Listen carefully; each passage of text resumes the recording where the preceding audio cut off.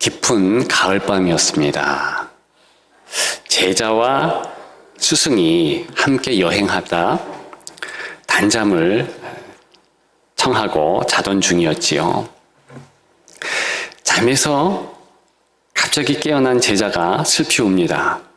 그 모습을 보면서 덩달아 스승도 깨고 놀랐으며 질문합니다.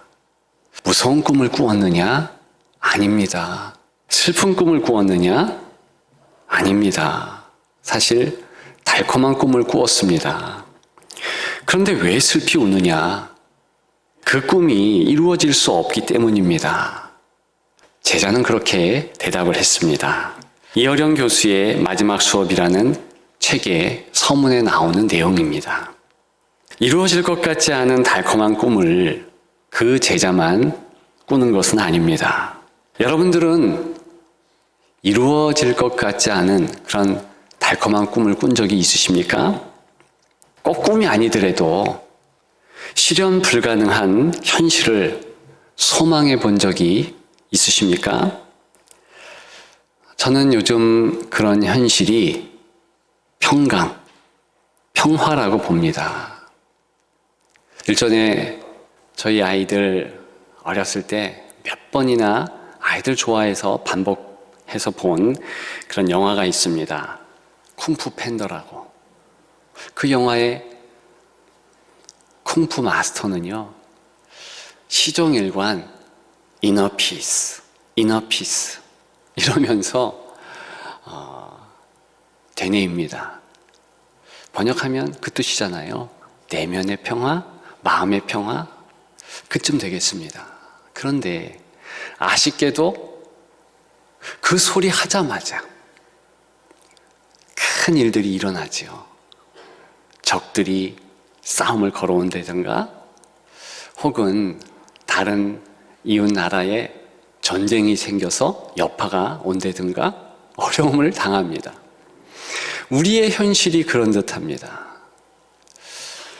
코로나 직전에 불안증 환자가 약 354만 명이라는 통계를 보았습니다. 그리고 계속 5년 동안 불안증 환자는 꾸준히 증가 추세였다. 특별히 20대 환자는 86% 증가했다. 그런 통계를 들었습니다. 그런데 코로나 이후에는 20대뿐만이 아니라 전체 연령에서 44.8% 급증했다는 것입니다. 얼마 전에 성인 1000명 대상으로 설문조사를 벌였어요. 당신의 삶은 괜찮습니까? 고립감이 힘들지 않습니까? 답답함과 우울증은 없습니까? 뭐 이런 거 물어본 거죠. 그런데 10명 중 6명은요, 심각한 고립감을 느낀다 했습니다. 2명 중 1명은요, 답답함과 우울함, 두려운 마음을 느낀다 그랬습니다. 그게 바로 코로나 블루거든요. 그래서 지금은 코로나 블루로 인해서 답답한 마음을 갖지 않은 사람이 거의 없다. 아니, 잔체가 크고 작던 불안증에 시달리고 있다. 그렇게 말해도 과언은 아닙니다. 이런 시대에 평강을 말한다? 평강의 현실을 바란다? 별로 와닿지 않습니다. 평강은 아주 먼 그런 나라의 이야기인 듯 들립니다. 오늘 제목이 무엇입니까? 오늘 제목 원스톱 평강. 한 번에 끝내는 평강이라는 뜻입니다. 원스톱이라는 용어가 참 많이 자주 쓰입니다. 의료도 한 번에 다 받을 수 있다. 식당도 한 번에 다 받을 수 있다. 동사무소의 서비스 떼고 하는 것도 한 번에 다 끝낸다. 그래서 그 원스톱이라는 용어가 유행인데 정말 평강은 원스톱 평강이 필요하겠다. 한마디로 얘기하면 예수의 평강이에요. 그런데 예수 그리스도의 평강에는 어떤 미사여구를 붙일 수 있는가? 단적으로 원스톱이라는 이 용어를 쓰고 싶습니다. 그리스도의 평강으로는 다른 모든 이 땅의 평강이 평정되지 않을 수가 없는 거예요. 물질 때문에 오는 불안감, 관계가 어그러져서 오는 불안감,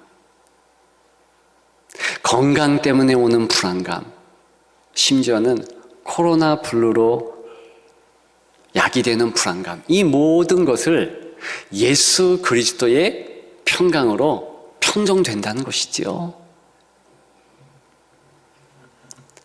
그런데 혹시 여러분들 말로 표현은 안 하지만 에이, 그럴 리가.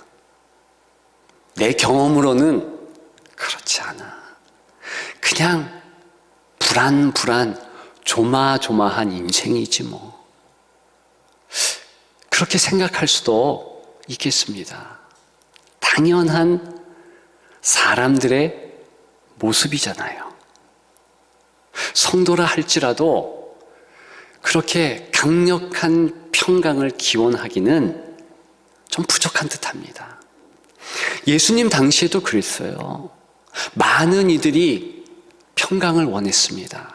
그러나 정작 삶은 피폐하고 어려웠지요.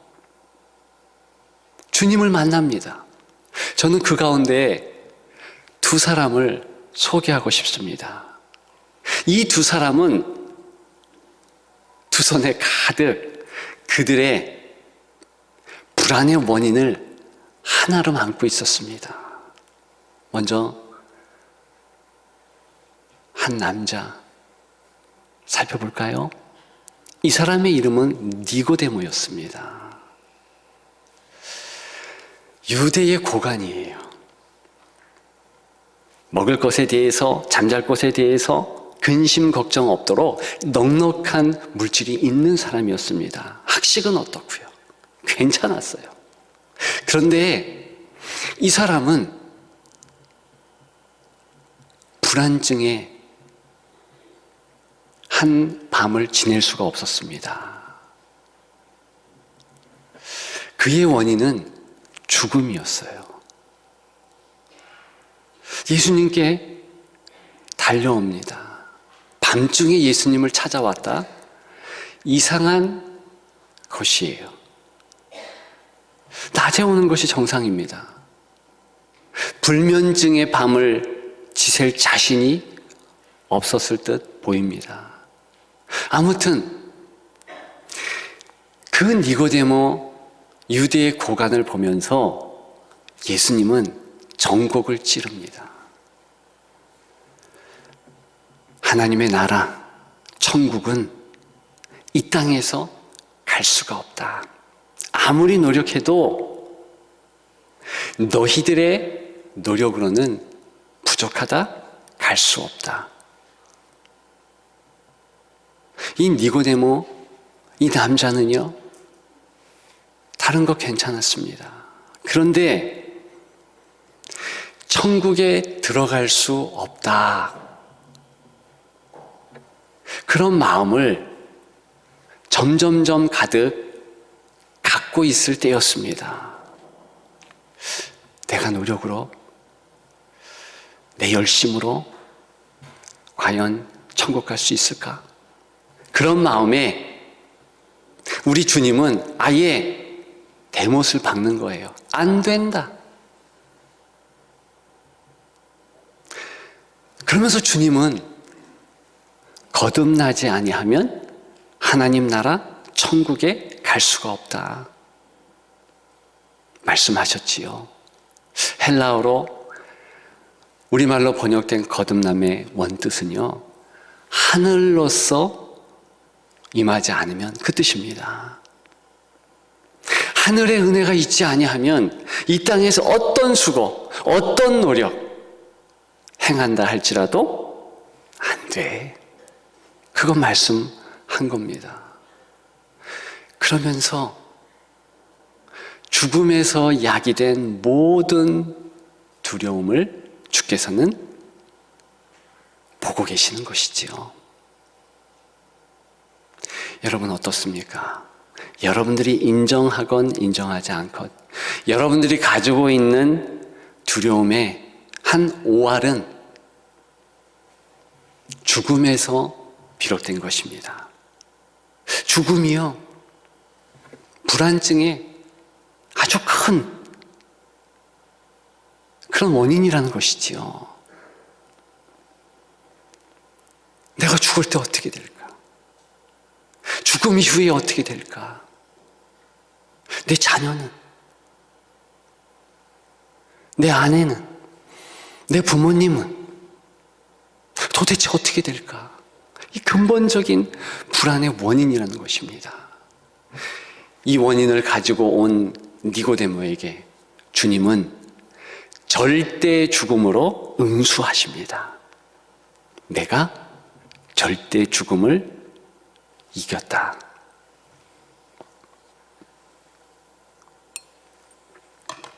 우리는 예수 그리스도께서 십자가에 달려 죽으신 것을 잘 알고 있습니다. 그런데 예수님의 그 죽음을 좀 구체화시켜서 조목조목 생각해 보신 적 있으십니까?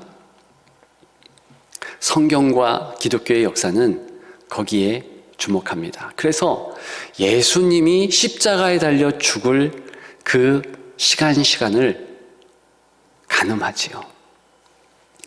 예수님께서 부활하시기 전에 그 3일, 그건 역시도 가늠합니다.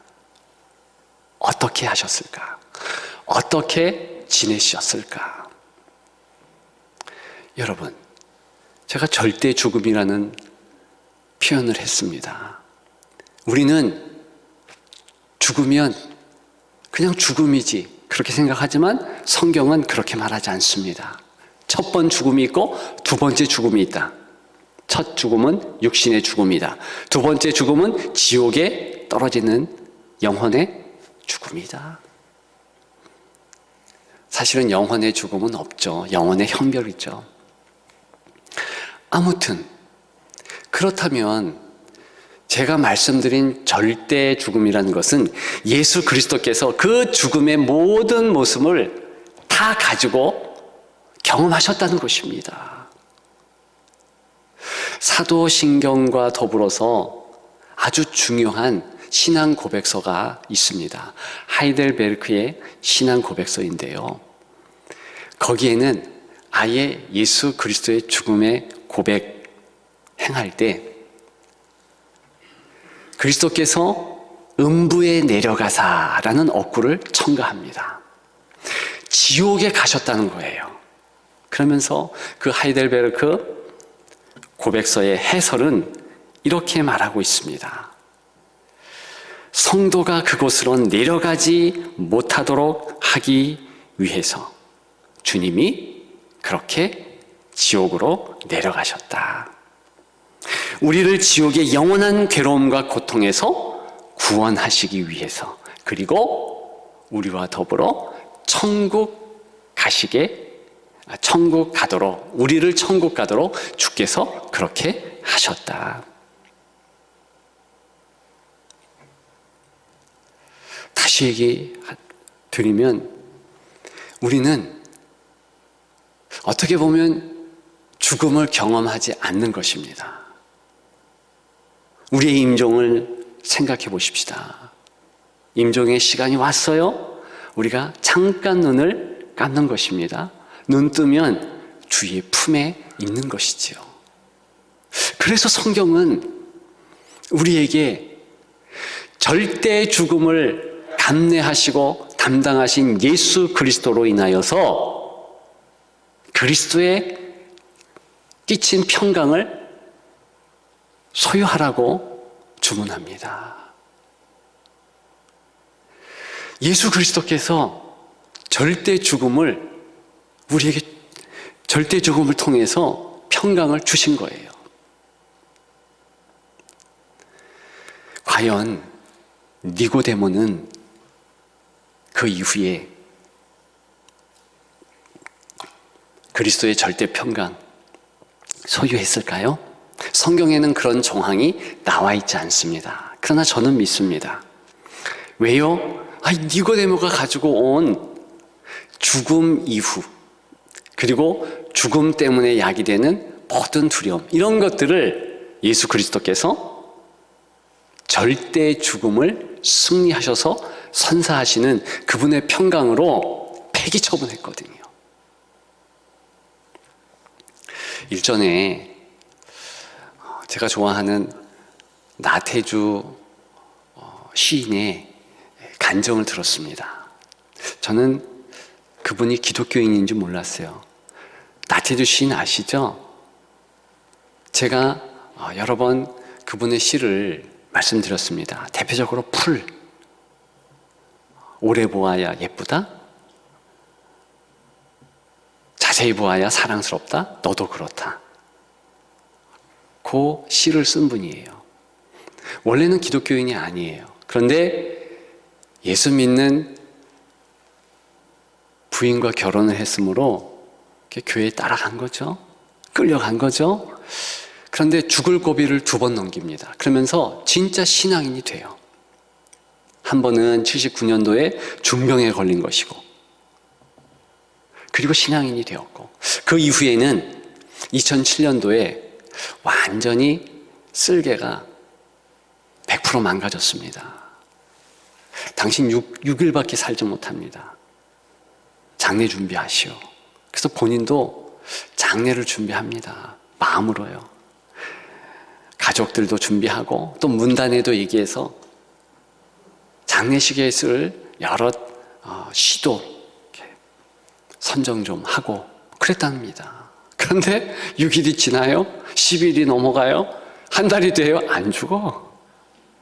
이분이요, 14년 지내면서 그 이후에는요, 죽음에 대하여서 절대 두렵지 않고, 그리고 죽음으로 비롯된 여러 두려움 떨쳐냈다는 거죠.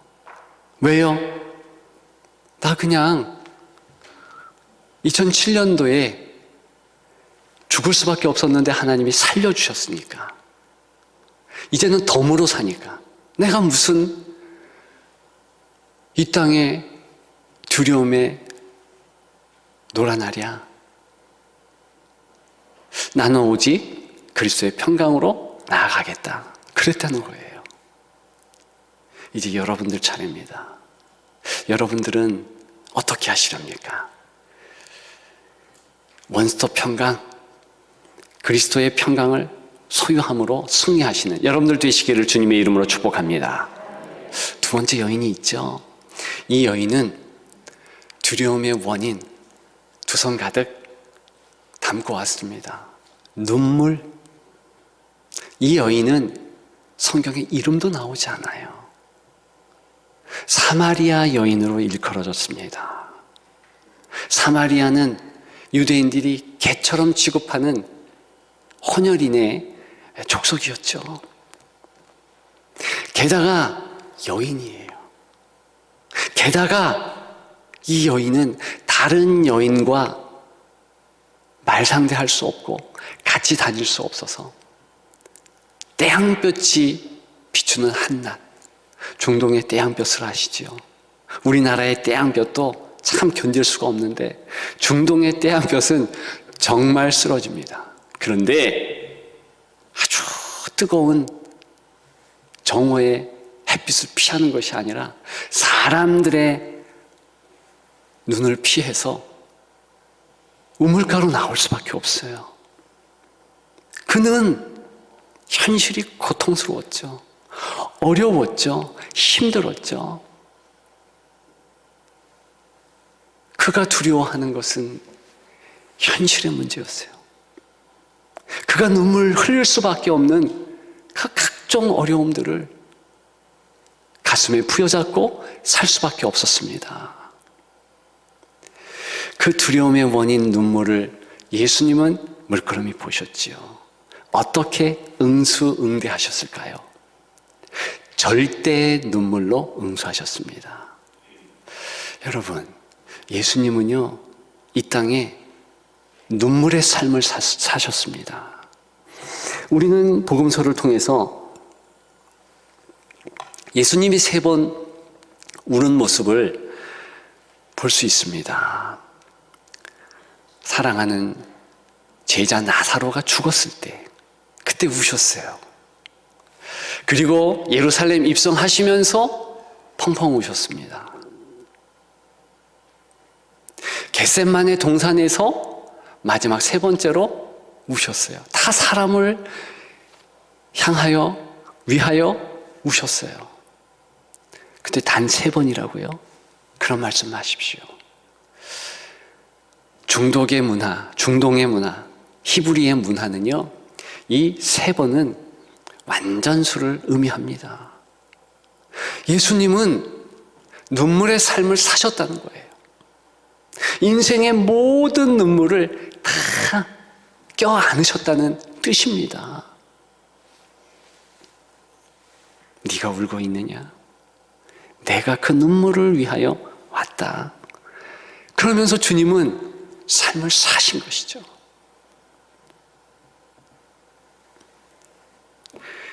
절대의 눈물, 그 눈물을 흘리심으로 우리 주님은 이기셨어요. 그래서 눈물 흘리는 자에게 내가 너의 눈물을 기쁨으로 바꿔주겠다 말씀하시는 것이죠. 그래서 예수 그리스도의 평강은요, 절대 평강이 아닐 수가 없습니다. 주님은 항상 눈물을 기쁨으로 바꾸셨습니다. 그래서 성경 이사야 53장을 비롯해서 많은 곳에는 우리의 죄악, 우리의 아픔을 담당하셨다 그럽니다. 어린 양으로 오셨다. 왜 어린 양으로 오셨어요? 왜 주님은 죄도 짓지 않으셨는데 세례를 받으셨을까요? 바로 그것이 인류의 인생의 죄를 다 껴안고지고 눈물까지도 껴안는 주님의 모습인 것입니다. 여러분, 그렇다고 착각하지 마십시오. 우리가 예수 그리스도를 믿을 때 즉시로 눈물, 떡, 기쁨, 웃음, 활짝 전혀 아니올시다. 다만 주님은 눈물 흘리는 그 현장에 임마누엘로 같이 하신다는 거예요. 그러면서 그 눈물이 오히려 기쁨의 이유가 될 수 있도록 역사하신다는 것입니다. 고난과 아픔이 성숙의 이유가 되도록, 결론과 열매가 되도록 은혜 주신다는 거죠. 그래서 고귀한 거예요. 그래서 아름다운 주님이시지요. 저는 예수님께서 왜 육신의 어머니 마리아에게 저렇게 혹독하게 대하셨을까? 성경에 복음서에 정황이 있잖아요. 예수님과 육신의 아우들 더불어서 예수님을 가족들이 찾아갑니다. 그런데 약간은 매몰차게 거절해요. 제자들 몇 명이서 당신의 어머니와 당신의 가족이 있다 그랬더니, 내 가족은 하나님 뜻을 위하여 살아가는 이 사람들이다.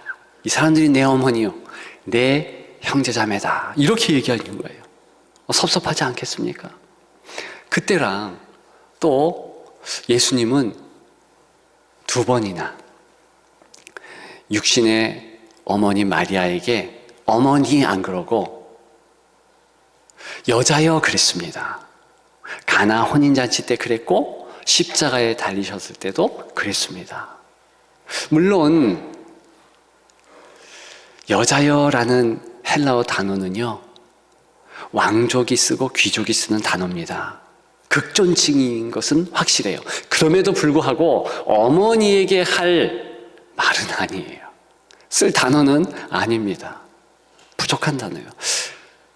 여러 사람들이 이런저런 이유를 얘기합니다. 그런데 제가 볼 때는 다른 이유가 있는 거예요. 왜 그렇게 하셨을까? 그것은요, 예수님을 바라보는 육신의 어머니로서 예수님의 아픔, 고통, 이런 것을 볼 때 얼마나 힘들었겠어요. 책임감 느끼지 않으셨겠습니까? 책임감 느끼지 않았겠습니까? 그런데 예수님은 여자여 말씀하시면서 그 책임감 내려놓으라 육신의 어머니에게 말씀한 거죠. 물론 다른 전체의 예수를 따르는 남녀 종들에게 당신들은 내 가족입니다. 그러면서 그 가족을 아우르며 제자들에게 말한 것과 더불어 예수님의 어머니에게도 그렇게 따뜻한 사랑을 전하면서 특별히 자녀에 대한 책임감, 그런 책임감을 좀 벗으세요. 그런 조로 그런 구절에서 그런 표현을 하셨다 확신합니다. 여러분, 우리는 현실이 어려워서 힘든 일이 많아요. 어쩔 수 없이 육신이 이렇게 이 땅에 있기 때문에 감내해야 할 여러 힘든 것들이 있습니다. 그래서 눈물 흘리지요. 그러나 예수님은 그 모든 눈물을 닦아주시고 귀하게 여기시면서 아름답게 바꾸신다는 것이죠. 그래서 특별히 여성분들이요, 자녀에 대하여서 너무 책임감 갖지 마시라. 무한 책임지지 마세요. 주님께 전가시키세요. 주님께서 내 자녀 책임지신다. 나보다 내 자녀를 더 아시는 주께서 내 마음보다 더 큰 사랑으로 그렇게 행하신다. 여러분, 그런 주의 마음을 이해하십시오. 사마리아 여인은 그런 주님의 마음을 이해했을까요? 그래서 절대 눈물로 응수한 그 예수님을 구주로 영접하면서 그 이후에는 기쁨과 평강의 삶을 살았을까요? 살았습니다. 이 부분은 성경에 나와요. 그는 메시아가 오셨다 그러면서 본인이 피했던 동네 사람들, 동네 처자들에게 쫓아 달려갑니다. 증거하죠. 저와 여러분들이 이제 그렇게 할 차례입니다. 여러분, 이 땅에는요, 5할 정도가 어쩔 수 없이 감내해야 되는 두려움의 여러 일들이 있어요. 살아있기 때문에 내가 행하지 않으면 안 돼요. 부모로서, 아버지로서, 어머니로서, 형제 자매로서, 또 자녀로서 부모에 대하여서 그런 것들이 책임감이고 여러 일들이 얽혀 있습니다.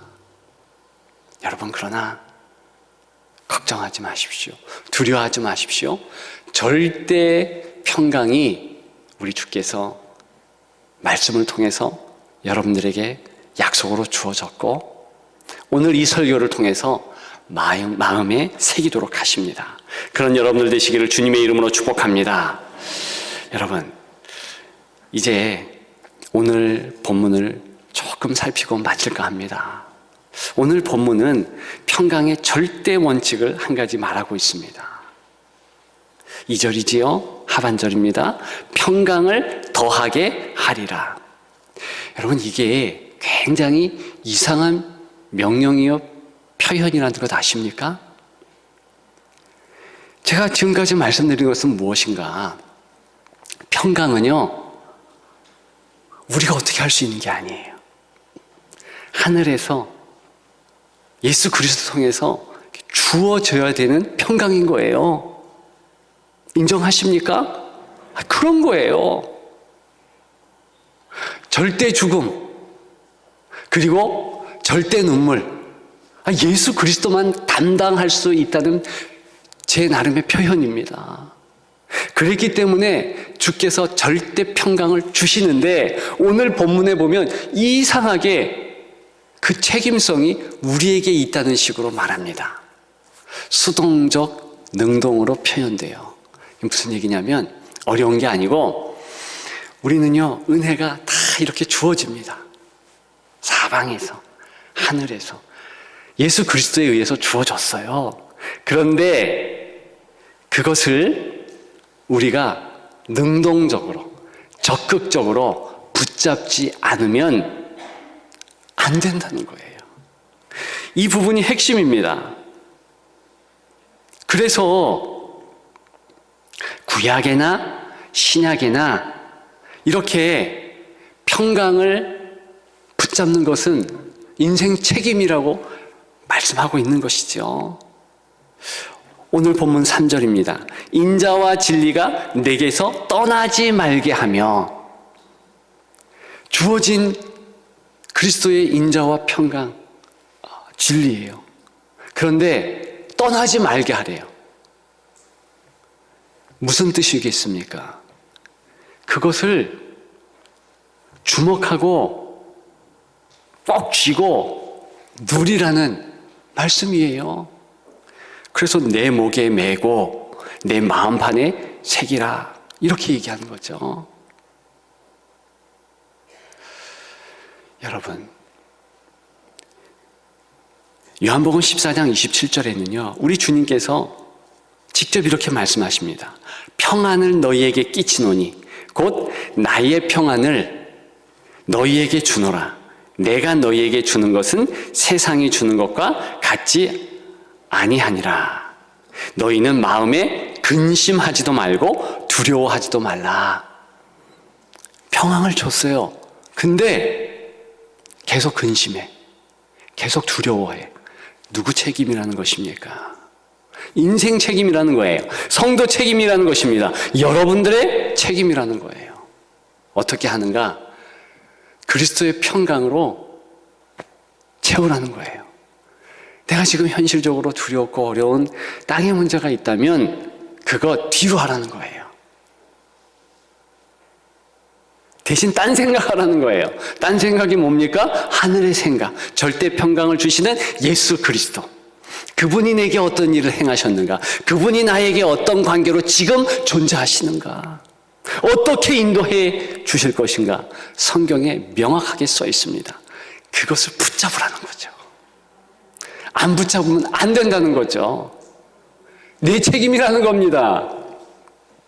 오늘 본문 1절에는 나의 법을 잃어버리지 말고 그랬습니다. 이때 나의 법이라는 것은 영어로 들으면 훨씬 쉽습니다. 티칭이에요. 가르침이라는 뜻입니다. 그리고 나의 명령을 지키라 그랬어요. 그러면 법과 명령, 티칭과 가르침과 이 명령은요, 말씀이라는 뜻이에요. 그런데 말씀은 언제 완전하게 되었습니까? 예수 그리스도를 통해서. 말씀이 육신이 되어, 그렇게 표현하잖아요, 요한복음 1장에는. 그래서 완전한 말씀이신 예수 그리스도, 그분이요,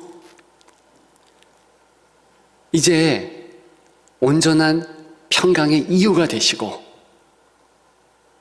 그리스도의 큰 역사로 말미암아 우리가 평강의 삶을 살 수 있도록 하셨다는 것입니다.